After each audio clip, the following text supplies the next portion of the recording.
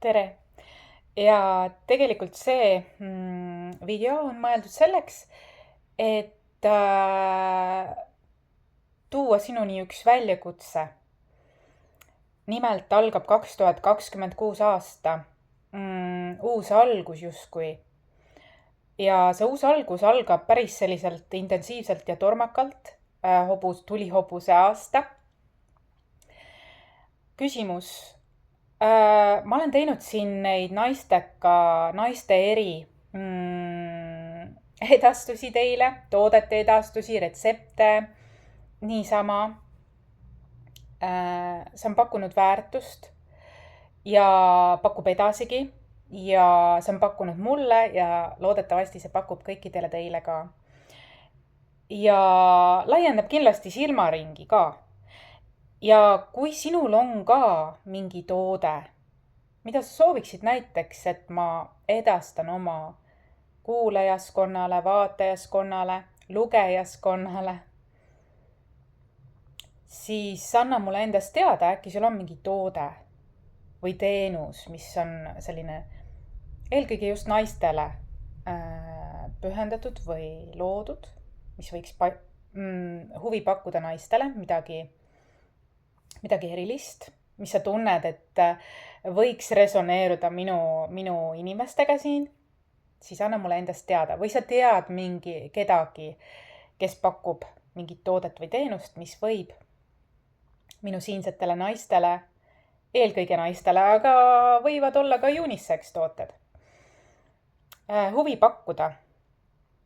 Ja vaatame läbi, räägime ja võib-olla just juba enne uut aastatki võib see olla minu leheküljel siin teistele kuulamiseks, vaatamiseks, soovituseks, et vaatame need läbi, et ma muidugi valin minu filter on väga tugev ja ma valin väga ikkagi välja ka, et mis mulle endale ka, mis läheb kokku minu väärtustega nii-öelda. Seega hea, kui sa tead, mis siin minu leheküljel on olnud, mis on enam-vähem minu väärtused, siis ma usun, et see koostöö saab olema selline sünergiline kohe juba alguses. Ja see on selline tore viis, kuidas jagada naistega väärtust, teadlikkust ja võimalusi, erinevaid valikuid ja võimalusi, mis uues ajastus on meie elu lihtsamaks tegemas või panustab meile. Ja see on nagu väga tore. Need võivad olla erinevad tooted, ei pea olema ilutooted ainult.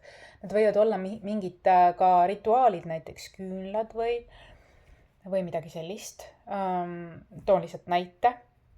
Või ehted või sellised asjad, mis võivad inimestele huvi pakkuda ja mis klapivad minu väärtustega siin lehel.